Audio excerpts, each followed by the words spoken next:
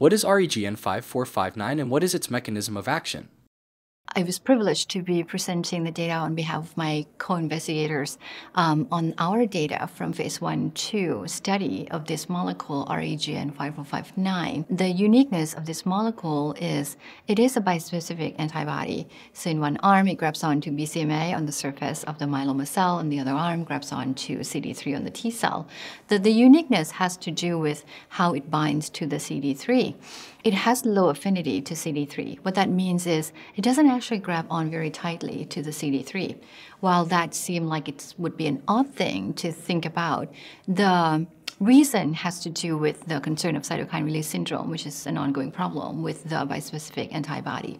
When the T cells engage with the tumor cells and kill them off, there's a lot of inflammation. So by having lower affinity to CD3, there's been some preclinical models that suggest that this lower affinity to CD3 may actually reduce cytokine release syndrome. So we presented the data of this particular molecule in patients with relapse and refractory multiple myeloma. There are two parts to the study. The Part 1 explore different doses, and Part 2 explore efficacy of the expanded dosing. So what we learned was, with the dose escalation, it was relatively safe to do. Patients end up fully escalate to the full dose, and the dose that was chosen was a 480 milligram, which is given intravenously weekly. In the cohort in the expanded cohort, the response rate at the dose of that 480 and also at the top dose of 900 together, response rate was 90.5%. And that includes 100% response rate that we saw in the 480 milligram dose. So it goes to say that by reducing the affinity to the CD3, you actually don't lose the efficacy. Right? I mean, the molecule still continues to kill the cancer cell, and that the response happened pretty early, happens in less than a month after the start of the treatment. Overall response rate was high, particularly at these top doses, as I mentioned, but also the response was durable. It's projected that patients will continue to be in remission passing the 12 months mark of over 78-79%. So we were pretty impressed with that kind of efficacy data. Patients continue to have the cytokine release syndrome. However, they seem to all be low grade, classically just fever, and that occur in about 80% of patients at that top dose. There was only one patient out of that 80% that actually had a decline in blood pressure. The treatment was otherwise just your antipyretics, and about 15-16% of patients received this infusion of medicine called tocilizumab to manage the cytokine release syndrome. Less than 10% of patients received steroids. So it seemed that the agent is relatively well tolerated. How is REGN5459 administered? Intravenously weekly, so IV weekly. So patients get it at that frequency for the first 16 weeks, and then it goes down to every other week. Now, there is a new amendment coming out for patients who have been responding really well, very good partial remission or better. They will go down to once a month after 24 weeks. So that's trying to really balance the convenience with the efficacy, but also trying to sort of overcome this long-term issue with this kind of treatment, which is infection. As it turned out, when the T cells engage and kill off the cancer cells, it also kills off the normal plasma cells, making these patients having low level of normal antibodies. In addition to that, by chronically stimulating the T cells, you do run into a problem that we call T cell exhaustion. They're actually losing their fitness, and they're no longer able to either recognize the cancer or fight off infection. So we do see infection being a problem with this class of drug, and we're hoping that by using low affinity to CD3, use it less frequently in patients who have really good remission already, perhaps we would mitigate some of these longer-term side effects. How long is the infusion? The infusion lasts 30 minutes, but requiring some pre-meds. Usually for the first few doses during the step-up, we would do dexamethasone, Benadryl, antihistamine, and Tylenol are allowed, not required by the protocol. When patients are done with their incremental dose and achieve full dose without that cytokine release syndrome, in the future, their treatment's shorter because they don't really require that pre-med dexamethasone anymore. So when they get connected with the IV, there won't be a need to wait around for the premedication. Will a patient need a port to receive the infusion? The arm is fine. It is antibody, so it usually doesn't have any irritation to the veins. The sponsor is also exploring the subcutaneous administration of their other assets in the bispecific. So, but I hear you. The injection would even be more convenient. Who is the target population for the trial?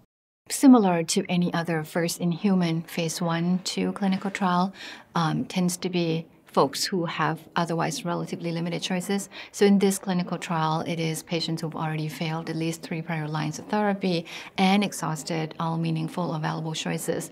So there are classically patients who've already had the immunomodulatory agents, proteasome inhibitor, and CD38 antibody. It turned out of those patients we had in the study, 73% actually had already had exposure to 5 strongest agents we have, and that would be lenalidomide, pomalidomide, bortezomib or Velcade, carfilzomib, and a CD38 antibody. So even though we required 3 different classes of drugs being used, it turned out that not only this group of patients had 3 classes of drugs, they also used more than 1 drug from each family, and majority of them have truly been heavily pretreated. Is having prior BCMA-directed therapy an exclusion criteria? It was, and this hits to the core in that we're still trying to figure out how to best target the BCMA, but also whether sequential therapy would be of benefit. It wasn't addressed in this clinical trial because we did not allow prior BCMA therapy, but as you know, there are multiple strategies now that were employing the immune system to target that unique molecule on the surface of the cancer cells. This one is an example of the bispecific T-cell engaging antibody. There are also chimeric antigen receptor T-cells, or CAR-T, that's targeting BCMA, and a different class of drug, which is what we call antibody conjugate, an antibody that carries a little toxin that's attached with the linker to carry this toxin to deliver it specifically at the surface, once it binds onto the cancer cell. So that's another strategy too. So there are many things. And the ultimate question we like to be able to answer is, what's best? How do you sequence it? Or I guess, who gets what first? Does it have a better response rate than other bispecifics? So what's difficult is to compare across the study.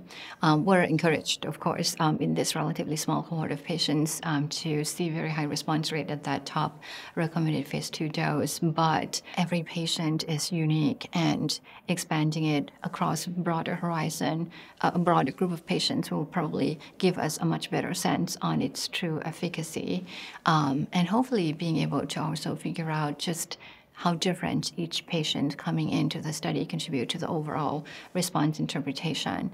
Particularly, bigger study might also be able to help us understand whether the so-called high-risk genetic abnormalities would respond equally well or any differently to this kind of newer immunotherapy. Is there any information on the duration of response for REGN5459? Yeah, so the study is still ongoing, and the median follow-up time was only about 9 months. So a good number of patients are still a little bit early in their journey on this particular medicine. So data is coming, but based on just the follow-up so far, there is an estimated probability of patients enjoying remission passing the 12-month mark being about 79%. So it goes to say that their data suggests that if they respond, they continue to enjoy response for a significant time. There were several patients that have already passed the 26 months mark and continue to enjoy remission. Were those patients on weekly therapy? They've just consented to scale down their frequency of treatment.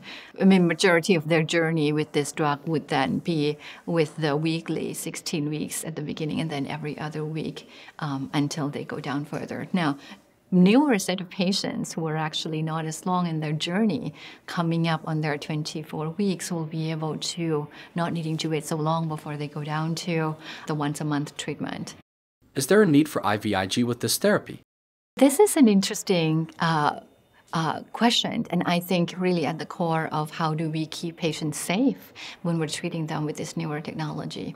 So the study did not mandate IVIG. It left it to treating physician to figure who needs what. And we learn as we go in the bispecific T-cell engaging kind of world. It used to be at the onset of this study, IVIG is usually started when patients are already facing recurrent infection, as is generally recommended for patients with acquired hypogammaglobulinemia and recurrent infection. Well, it turned out, though, that maybe that was a little late in coming in with starting it. And with infection, the morbidities from infection itself in this clinical trial, we actually had 2 deaths, one from pneumonia, another one from COVID infection. So once you have infection, to try to prevent it afterwards, it's not sufficient probably. So there is more of a move to go ahead and use IVIG in patients with very, very low level of IgG. There was about 18% or so of patients on this study who actually received IVIG, but I anticipate that everyone who is on the study with low enough of the IgG level will end up using it. So we're probably going to see that number go up.